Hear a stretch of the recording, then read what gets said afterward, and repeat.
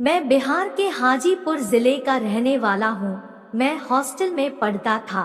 इधर कुछ दिनों के लिए मेरे स्कूल की क्लास बंद हो गई थी, तो मैंने सोचा कि अपने मामा जी के यहाँ पर घूम आता हूँ, क्योंकि मेरे नाना का परिवार बहुत बड़ा है और उनके यहाँ लड़के भी मेरी ही उम्र के हैं। साथ ही हमारे मौसेरे भाई भी आ जाते थे, तो एक टोली बन जाती थी और हम सब खूब मौज करते थे। क्योंकि हमारे नाना का परिवार उस क्षेत्र में अच्छी धाक रखता था। मेरे एक मामा जी की शादी भी उसी समय हुई थी और मामा जी की पढ़ते पढ़ते उम्र भी काफी हो गई थी। जब उनकी शादी हुई उस वक्त मामी की उम्र कोई 19 साल की ही थी और वो अपने भाइयों के बीच अकेली बहन थी। उनको अपने परिवार की बहुत याद आती थी, तो वो हमेशा रो रो कर काम करती थी और ऊपर से हमारी नानी भी थोड़ी सख्त मिजाज की थी, तो उनका मन और भी दुखी रहता था। एक दिन शाम को मामी को मैं समझाने लगा और मुझे नहीं पता चला कि कब वो मेरी दीवानी हो गई। उसके कुछ साल बाद मैंने हॉस्टल छोड़ दिया और मैं मामा जी के यहाँ रहने लगा। एक बार पापा जी मुझसे मिलने आए तो मामी जी ने बोल दिया, राज को यहीं रहकर पढ़ने दो, इनका पढ़ाई में मन लगा रहेगा, क्योंकि यहाँ पर इनके साथ के लड़के भी हैं। पापा ने उनकी बात मान ली और मुझे पता ही नहीं चला कि मामी के दिल में क्या चल रहा था। मामा जी का एक कमरा और बरामदा था और ऊपर छत खुली हुई है। मामी शाम को या सुबह जब खाना बनाती तो मुझे अपने पास ही बैठा लेती थी और हमेशा मेरे स्कूल की रोमांटिक बातें पूछती थी। उनको जब ये पक्का विश्वास हो गया कि मैंने आज तक किसी लड़की या औरत की वो नहीं किया, तो उनको बड़ी खुशी हुई। फिर उन्होंने अपने पड़ोस की लड़की से सेटिंग करवा दी, लेकिन सेटिंग करवाने से अब उनको उस लड़की से जलन होने लगी। एक बार गर्मी के दिन थे, मैं भी उनके कमरे में ही उनके बिस्तर पर लेटा था और वो भी अपने लड़के को दूध पिलाने के लिए बिस्तर पर लेट गई। कब उनको नींद आ गई पता ही नहीं चला और उनका हाथ मेरे ऊपर आ गया और मेरे गालों से उनका मुंह लग गया। मैं जब जागा तो ये स्थिति देखकर पहले सोचने लगा, पर इतने में मामी की आंख भी खुल गई और उन्होंने मुझे पकड़ लिया और बोली, बस इसके आगे कोई भी कदम कभी मत बढ़ाना। मैं भी हाँ कहकर उसके साथ लेट गया। चूंकि मैं हॉस्टल का ऐसा अनुभवी शेर था जो शिकार को कभी छोड़ता नहीं था, ये मेरा रिकॉर्ड था।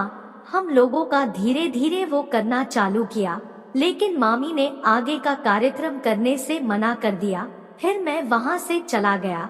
उसी साल 15 सितंबर को मेरे साथ के लड़कों ने कहा, पिलुआ महाराज चलेंगे, तैयार रहना। पिलुआ महाराज एक बजरंगबली का ही रूप है। उनका मंदिर यमुना की तलहटी में स्थित है। मेरा मन जाने का नहीं था।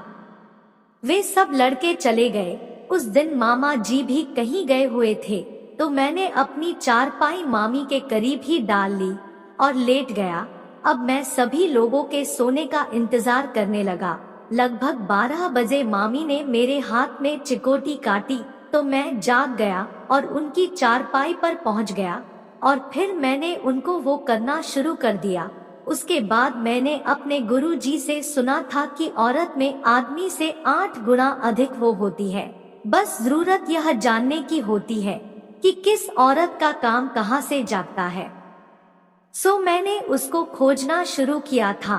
तभी उन्होंने उठकर मुझसे कान में बोला, इधर कोई जाग जाएगा तो देख लेगा, चलो कमरे में चलते हैं।